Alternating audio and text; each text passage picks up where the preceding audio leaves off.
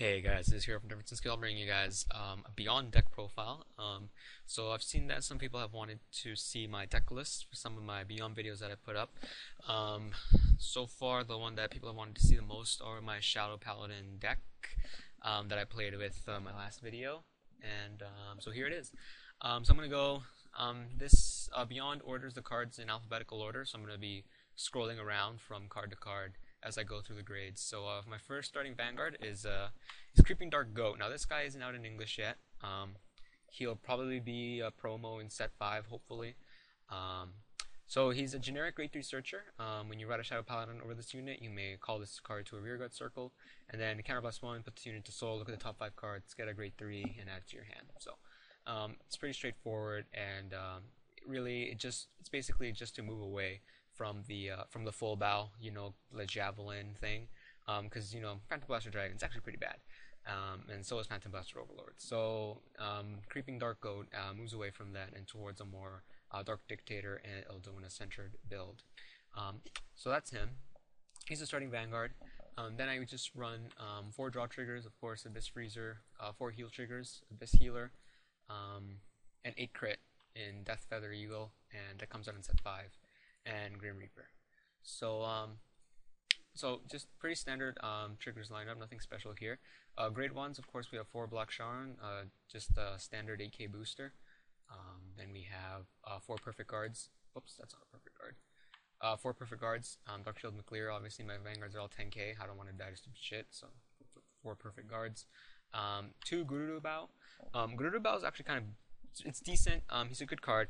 7k power, so he's a solid 7k booster, and also he gains 2,000 power when he attacks a Shadow Paladin, if you have a Shadow Paladin Vanguard. So he gains 2,000 power when he attacks, so it's basically kind of like a K, except he only gains 2,000 instead of 3,000. So it's a pretty good card.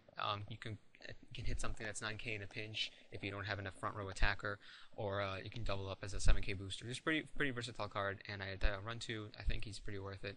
And then we have 4 Witch of Secret Medicine Aryan Rod, simply because there's nothing better to run. She can filter out cards that I don't need, such as draw triggers, or if I'm grade stuck, try to get the grade that I need. So it's a versatile card, and nothing really worth running anymore since we're not using Blaster Javelins anymore. Next we have 2 Skull Witch in the main. Obviously 3k power, so you don't want to ride her. That's why I only run 2 of her, but it's just simply adding card advantage to your hand. You ditch card and you draw 2 by counterblasting 1, so pretty good. Just standard Shadow Paladin. 4 Rugos, just the 10k vanilla. 3 Darkness Mating Matcha, only 3 because, well, 4 is too many, and I also run Ildona, so Ildona also uses up my counterblast. So Matcha, really, I only want to run maybe use her maybe once or twice per game, simply because the counterblast won't allow it. So 3 of her and 2 Curse Lancer. I'm debating upping it to 3 and taking down Matcha to 2. I'm not sure yet. But yeah, Curse Lancer, when he hits a Vanguard, I can unflip a damage, which is very, very good in this deck, simply because it's pretty counterblast heavy, with Ildona, with Matcha, with the Goat, with the mains. They all use counterblast, so you really want, if you're able to unflip a damage, it's actually pretty huge. That's why I kind of want to up him to 3, but I'm not sure yet. That's the grade 2s, and lastly the grade 3s. I have 3 Dark Magician Batkal. He's simply Gigantic Destroy. When this card is up to Vanguard, the rearguard circle, review the top card of your deck, and then call it. So it's pretty good, simply because I can just get rid of it with Ildona's effects. So Orin Mage to Ildona, 3 of him. Limit break 4, counterblast 2, retire 2 Shadow Paladin units. When it attacks, I can pay the cost, and if I do, draw 2 cards, and it gains 3,000 power. So what's really good about it is, even with Goat at 4k, he already gains 3,000 power when he attacks a Vanguard usually, and with the additional 3,000 power from his limit break, he's able to actually break 20k. Anything else being boosted by anything else, like for example a 7k, he'll hit 23k, hitting you, allowing you to hit 23k against cross rides and whatnot. He's actually definitely a damn good card. Basically, you sacrifice cards in the field that you no longer need. You can get a free card out with Dark Magician Babkar, or even with Matcha. Then you can just retire them, draw 2 more cards in order to defend yourself with next turn, and it actually it's actually really intimidating when your opponent asks how many cards in your hand. You have like 10 plus, simply because this card's constantly giving you cards to your hand, even though it's not direct advantage. But if you did call something with Matcha or with Babcar, it was a free +1, and then you just change your field presence up for hand size.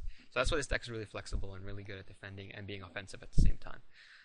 And then lastly is a bit of a finisher, 2 Dark Dictator. But I'd really only run 2 because I don't want him to be my main Vanguard. I want him to be more of a finisher, simply because of his ability. Soul Blast 3, when this unit is placed on the Vanguard circle, you can pay the cost. If you do, all your front row rear guards get 5,000 power. So, if I have, usually, this deck, it doesn't really break, 18k in the rear guard circle, but, with this, with plus 5,000 power, then I can swing hopefully maybe even for 23 with my rear guard columns against cross rights as a bit of a finisher, try to finish them off. So, yeah, it's a bit of a mini Soul Saver Dragon, basically, it's what it is. It's pretty good. And, yeah, that's the deck. It runs pretty well, when I get a trigger or two.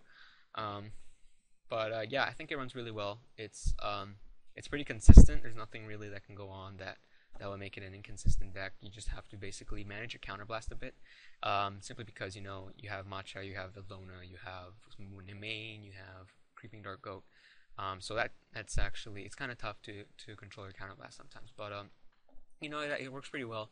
I really like the deck, and it's a really fun deck, but it's pretty competitive as well. So yeah, that's the deck profile of the of my Shadow Paladin deck that I ran on Beyond, and the one that I would personally make if I still played Vanguard in real life, and if Creeping Dark Goat came out with set 5.